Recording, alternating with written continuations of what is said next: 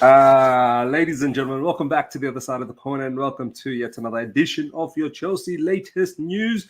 Look at the picture I've got on the screen. It's in regards to Cole Palmer. Look, I don't want to give England too much credit. For me, they're not playing the best football, but somehow they're managing to go through to the next round. And kudos to them, congratulations to them. You know that I'm not a massive English national team follower.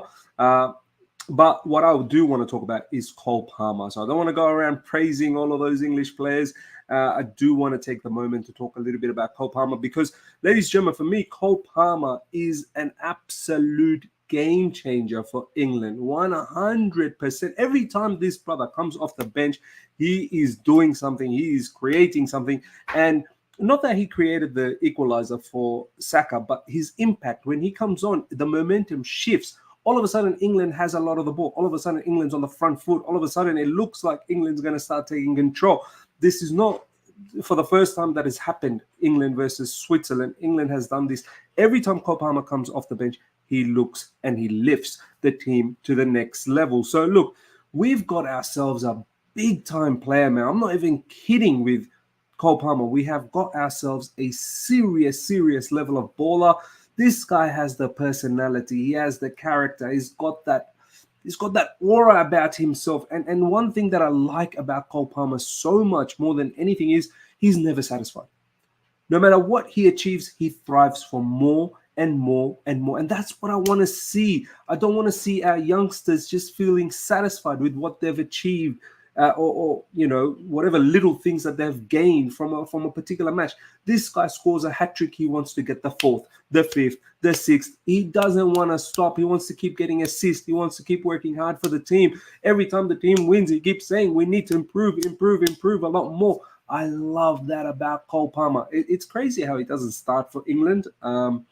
Look, I'm not going to complain. I want England to be knocked out, and I want Cole Palmer to be as fit as possible for the upcoming season that's coming up for Chelsea Football Club. And I'm penciling him down as one of the key players for Chelsea Football Club. If we're going to see any level of success for the upcoming season, ladies and gentlemen, Cole Palmer is going to be in the crux, in the midst of all of that. And look, I don't want to put too much pressure on him. I'm pretty sure he will know that whatever he achieved last season in terms of goals and assists, he'd want to replicate that, or if not, want to better that. But we all know, obviously, what he achieved last season.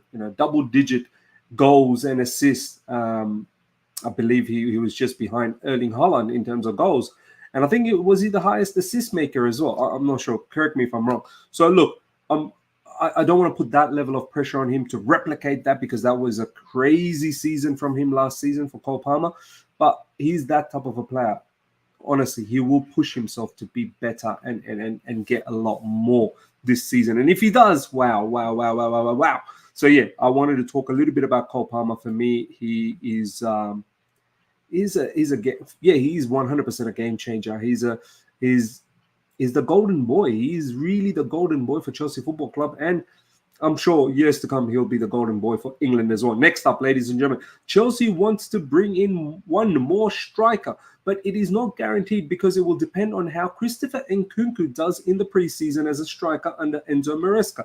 They also have Marc, Guiu and Nicolas Jackson. Now, look, I don't get this. We want another striker. We've got Nicolas Jackson and we've got Marc, who apparently will be a first-team player. And we want another striker. And it all depends on how Christopher Nkunku fares up front. My question is, why do we need another striker? I know we've got a lot of games, but Nicolas Jackson and Marc, that should be it. If you want another striker, third striker, let's just say, you've got David Washington, right? As a third. We have to understand this will be the third striker unless, and we're going to talk about this other striker that we're interested in. It's in regards to Semu Omorodion. Now, are we bringing? Looks like we really want this guy, Semu. We really want Semu Omorodion. Now, is this guy going to be number 2, or is he going to be number 3, or is he in the same level as Marc? Probably a little bit better, maybe in the same level. I don't know because no one knows. No one's seen too much of these guys, right? So you've got Nicolas Jackson as the number 1 striker, right? You've got Nicolas Jackson as the number 1 striker. You've got Marc Guiu. For me, I don't see any reason to get another striker anymore. Look, of course, from the get-go, we wanted a better striker. Of course, we wanted, I wanted Osimhen in the beginning, but that was when Pochettino was the manager. Once Maresca became the manager, I actually didn't want Osimhen anymore. And Osimhen, in terms of transfer fees, too expensive, and wages as well. And Fabrizio Romano has reported his wages demand has to go down in order for us to even do anything. Then we looked at Sesko. I didn't mind him. I thought Sesko would have fit nicely under Maresca, but Sesko decided to stay. I also wanted Gyökeres, but that never happened, potentially for the transfer fee, the release clause. So our intention for getting a striker was something different. But then when Chelsea Football Club decided to get Marc Guiu and kind of gave us the feeling that he is going to be in the first team squad, now I don't see a reason to get Semu as well. You utilize Nkunku as your third option if you want him to be a striker. Obviously, you might want him to play just behind a striker and Cole Palmer on the right side, or sometimes you can even play Nkunku on the left side and Cole Palmer through the middle, whatever you want. And of course, you can use Nkunku at times as a false nine as well. So look, for me, a third striker, unless this whole Marc Guiu thing is a bit of a smokescreen thing, that he's probably not going to stay at Chelsea Football Club. He's going to get loaned out to a championship team or somewhere, wherever. Like I don't know, to another Premier League team. Then I get it. You bring in Semu. But for me, this whole Semu situation, and we're going to watch Nkunku if he does well as a striker. Like, it doesn't make sense. It really does not make sense. You let me know. You let me know if it makes sense for you. Semu Omorodion remains appreciated and liked by Chelsea. Atletico doesn't want to sell, but Chelsea is keeping contacts open in case they change their minds. Let's see what happens. As I said, Chelsea looks like they want this guy.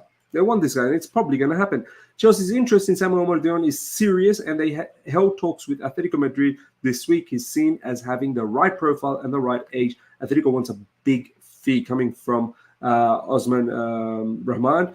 So, look, Fabrizio Romano has been saying we want a striker and we want a right-footed left winger. So we're probably going to get Semu Omorodion. It's just I don't know. I don't know what is the plan with all the other strikers that we have.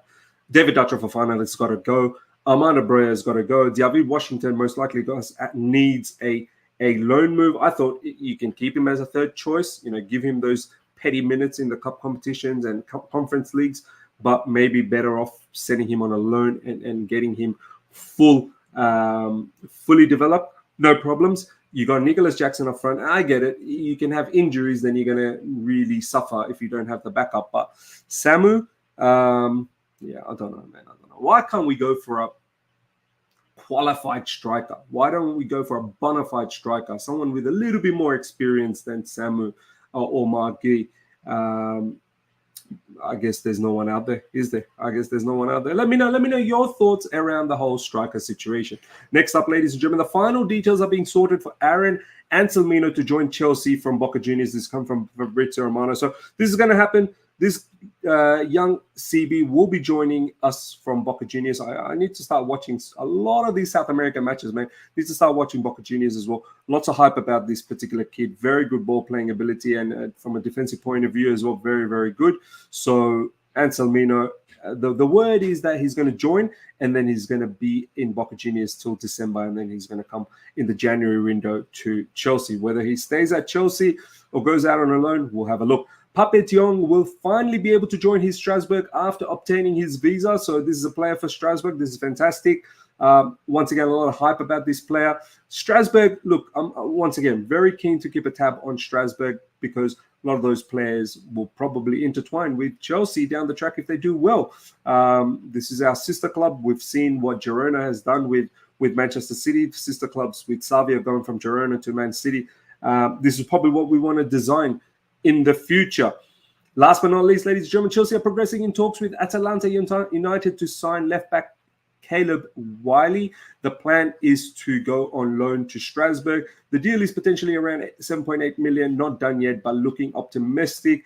Caleb Wiley from Atalanta United, so, a young prospect. I'm pretty sure he's a young player.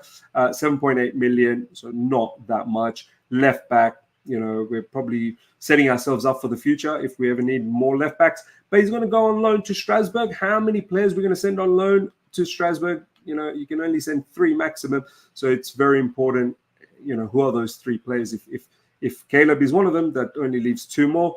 Don't forget, we've got a whole heap of other players that needs to go out on loan as well. Angela Gabriel. The verdict on Andre Santos is also up in the air. There was words earlier on.